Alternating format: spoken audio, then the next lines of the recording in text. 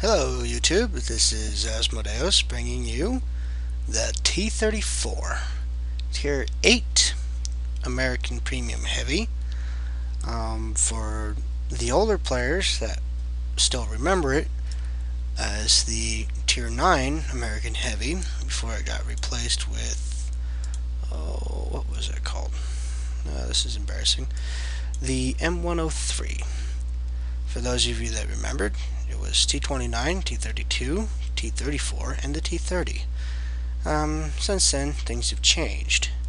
But the T34 is still an awesome tank. And I'll be showing you why that is. Start by pulling up its stats. Oopsies, wrong one. That's embarrassing. Anywho, has 1500 hit points, same as the Russian IS-3. Weighs, under my configuration, 65.8 tons with a 71.85 load limit.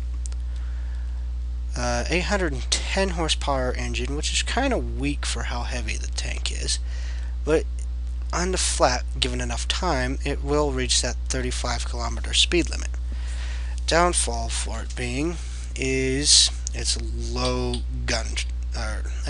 hull traverse speed of 22 degrees per second. There are heavier tanks that turn faster than this thing. Its hull armor is not great, but it's okay.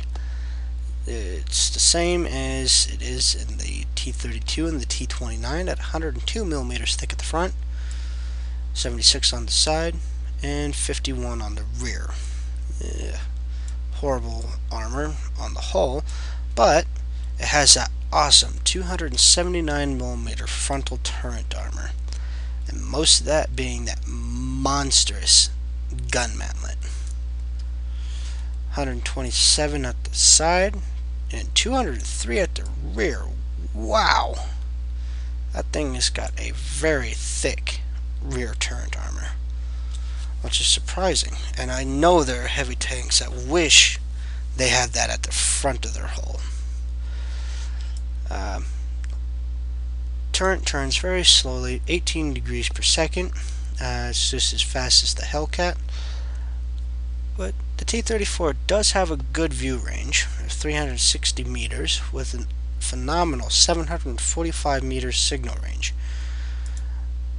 The gun on this thing is also pretty good.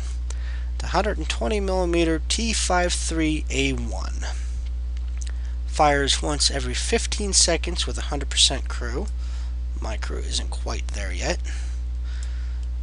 Has 248 millimeters of penetration, average, and with an average damage of 400. Accuracy is okay at 0.35, not quite as good as the Germans, but still pretty darn good. Aiming time is horrible though at 3.4 seconds. One thing to note is the gun behaves very, very similar to that of the ISU 152's BL-10. And by that I mean there are times where the gun couldn't hit the inside of a barn while it being in the barn. I know I just made a total picture of that job. I'm sorry, Jingles. Just simply put, the gun has a mind of its own. When it behaves, dear God, that gun hits like a truck. And it'll definitely make some Russian heavies think twice about poking their nose around a corner.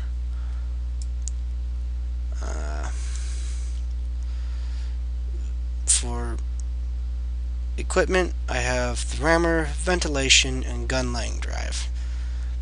Pretty self-explanatory on the rammer to help increase that loading time, or decrease it actually, and help hammer down on the monstrously slow aiming time. And rammer, or the vents even, just help all around. But let's take a look. Can get a vertical stabilizer, which is an okay choice. Generally, if a tank can fit one, you should fit one. I just didn't feel it was as necessary as a gun laying drive or the gun rammer. Red ammo rack, not really necessary. Toolbox, it's an okay idea, but really all this other stuff not really useful. Since the gun is so finicky, trying to snipe with it is extremely difficult, at least for me, and I'm also fairly new at the tank. But really, right there is what you want. For crew skills,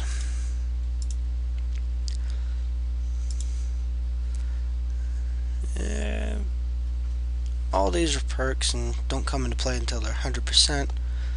And since you really play this thing fairly close up, all of these fairly useless. But if you're going more of a sniper route, recon ain't such a bad idea. Sixth Sense, it's an okay idea, but really, repairs.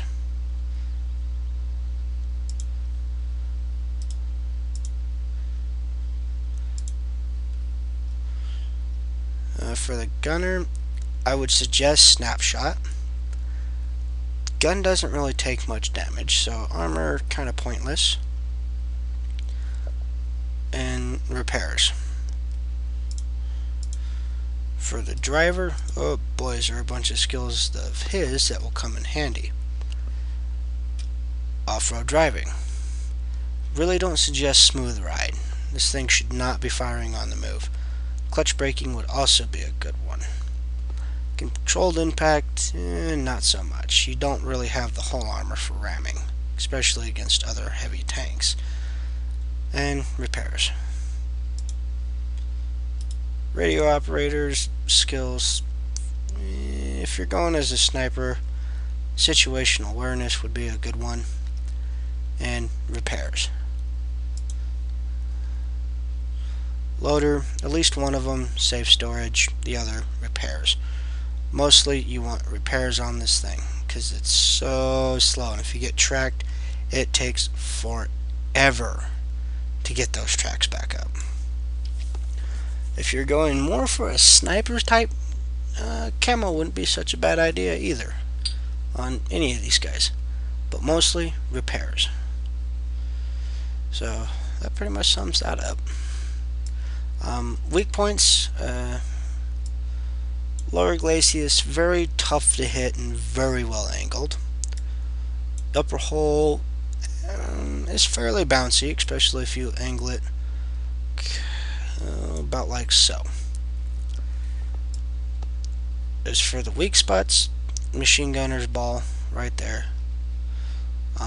If you got a high enough pen and one of these is facing right at you, just take your pick. Usually right there is a good spot to shoot, especially if you're up close in a low profile tank like an IS or something. You can typically plug shots right into that. These two hatches are kind of weak spots. The gun mantlet can act as a bit of a shot trap. Let's see if I can find a good angle to see that at. It's kind of like the T20. It's actually very much like the T29 and the Sherman Jumbo, where that little section of the gun mantlet can act as a shot trap. If you can hit it just right, the commander's hatch at the back of the turret. On the side, if all you can see is the turret, right there is a really juicy spot, along with anything back here, because that's all flat. Hitting up towards the front, you run the risk of bouncing. If you hit right in here off the side, you have a chance of putting one right in his engine deck, and that really cripples this tank. From the rear, shoot it in the hole whenever possible, because that rear turn is extremely thick. The tracks will eat a lot of shots, even from the side, because all you got is this thin little sliver up here that isn't covered by the skirt. And the skirts on this thing act as spaced armor. Plus, you run a very high risk of hitting into these tracks.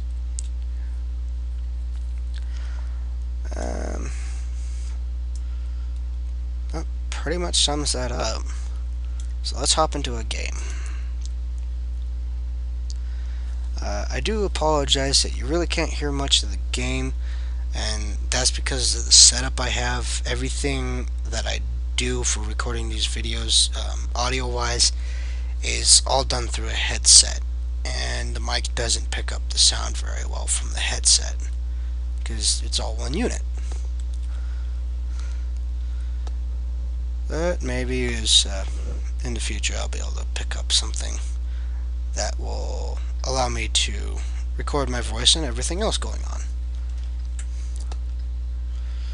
Anywho, we have a Tier 9 fight on, oh bloody hell, what is the name of the match? Arctic region. So, this being an American heavy, I kind of want to go over here towards this kill zone, right over in here. And hopefully my team isn't a bunch of donkeys and all go around the corner where Artie will blast them. And hopefully they'll have a brain, let them come around the corner so I can blast them while trying to remain hold down. For those of you that do not know, hold down means the only thing that is exposed is my turret.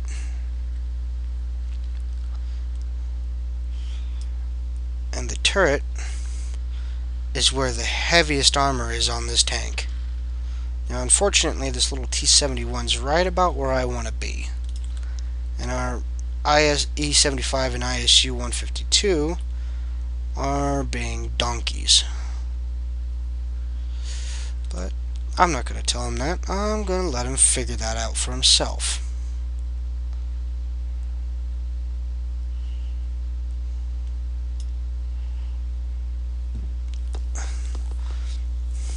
So I'm going to tell the E75 to let him come around the corner.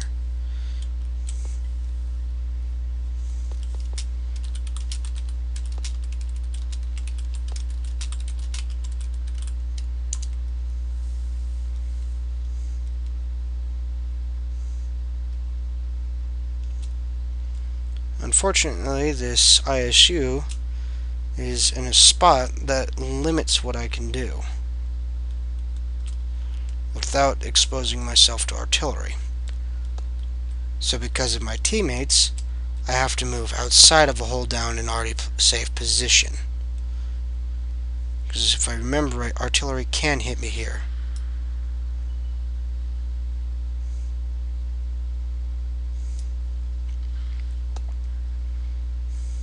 And our E75 just got shredded by something. But that's what he gets.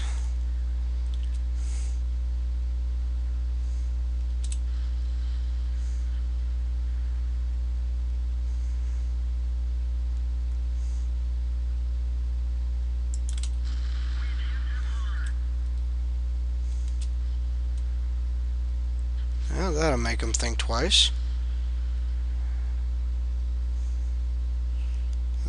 There are a bunch of them down there. And unfortunately this thing fires so slow it's not even funny. Ouch. Okay, I'm taking some big old hits and I want to try and keep hold down for as long as possible. Fortunately there's just too many of them.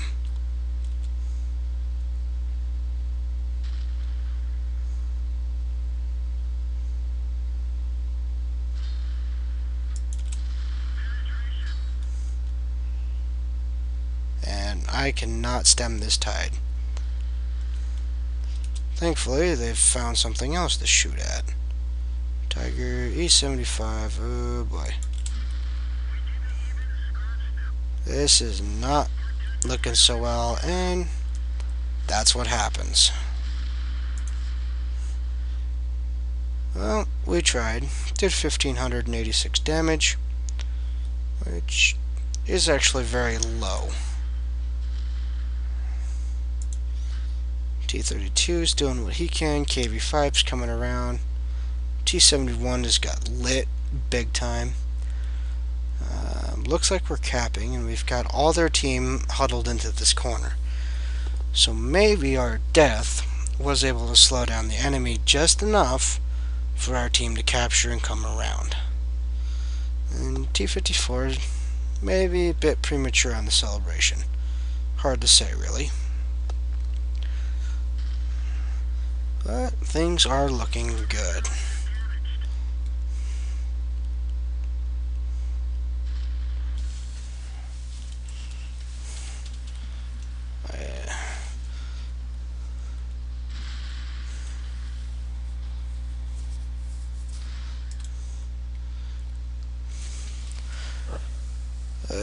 That E75 just threw his life away, prohibited us from helping him. The poor ISU 152 just got nuked, and the T32 and I tried our best to slow him down, but what can you do? That right there is why people buy premium tanks. Right there. Specifically the tier 8s. This is where you make some of the big bucks. Almost 60,000 credits. Well, actually not almost, but over 50,000 credits. Which is a pretty darn good chunk of credits. Especially since we didn't do that much. Damage-wise, wow, that T34 played a blinder of a game. Same with their IS-8. Their E75 did pretty good too. Next to that, actually we can just click over here. Bang. Number 2 by quite a good margin, even better than 2 other tier 9 heavies in our team.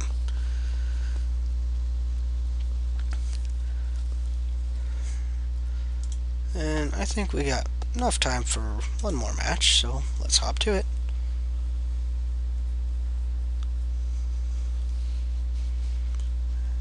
Fortunately, this is one of my least favorite maps.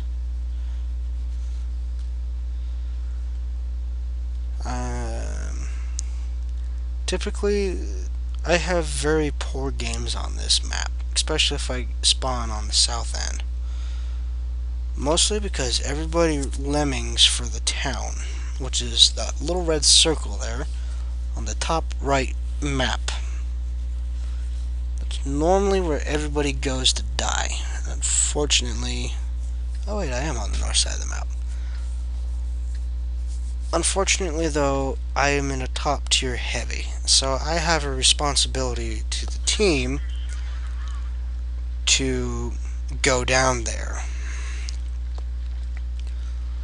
Normally I like to go to the field, but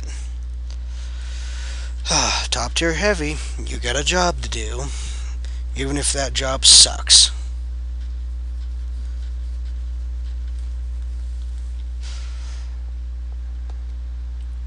And as you can see, relatively flat ground, we're cruising close to our top speed until we hit stuff or have to maneuver. This tank does not climb hills very well, at all. Mostly due to that low power to weight ratio. It's not totally bad, it's better than some tanks, but still not that great. Well, right about now I should be angling to try and get over closer to the bridge. A bit too close to that field where I can be spotted. And if I can avoid taking early damage, I will. they've already got lights and mediums over here. And they got a decent portion of their team over here, actually. Once again, mostly they're lights and mediums. But thankfully, we're not alone. And we can just push right up here. See, no shots on anything, so we're just going to carry on. For one, nothing to shoot at. Two, in the open. If I can avoid sitting in the open where any artillery, which is non-existent this match, can hit me, the better. Even with no artillery, it's still a good idea not to sit in the open. It's a good habit to get into. Oh crap, Ferdinand. Plug one into him and back off an angle. Because a Ferdy carries a big old gun. And that gun can and does hurt. Massive frame rate drop, and bang! Plug one into Frenchie and back off. Angle, and bounce one from, I believe, the Ferdy. Wait for it. Oh, is Frenchie going to be stupid? No. Sadly, the French decided to get smart and not show me his rear. Got a T-28 over there. Very scary tank destroyer from the front. Carries a 120mm cannon, much like mine. Just a lot nastier. And T-28 has pretty impressive frontal armor. Not something I want to deal with at the moment. Got a T-28 Proto. Also a scary tank destroyer from the front. Oh look, a Hellcat telling everybody what to do. That's funny.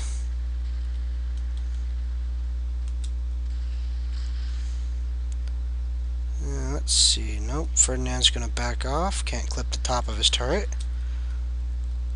Odds are I would have just missed anyways, but still. Every now and again, you can get a pretty lucky shot. Now, what you just seen happen to the enemy team is typically the position I get stuck on, and the teams I get, where the entire team will push towards town and just get wiped out.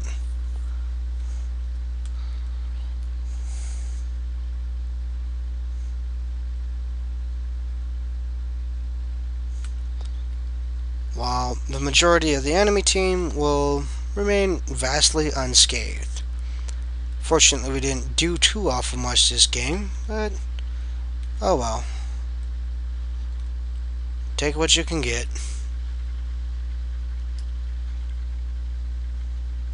And this is also the first time I've ever driven across that bridge. Funny some of the things you notice out of the random, but who cares? It's a game. Games are meant to be fun. And this game can be very frustrating sometimes. It's not the game's fault, it's the players. Specifically the players like the sods on the enemy team that make the game so frustrating. But I got lucky. I'm not going to complain about it. Just gonna sit here and enjoy it.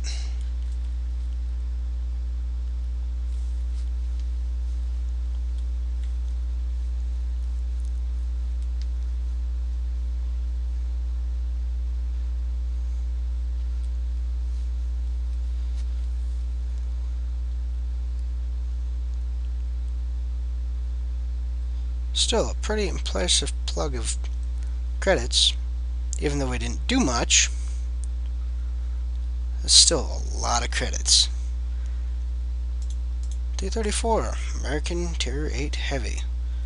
Good tank. Even though it still thinks it's Tier 9, it's just a lot meaner at Tier 8. This has been Asmodeus, and I'll see you next time.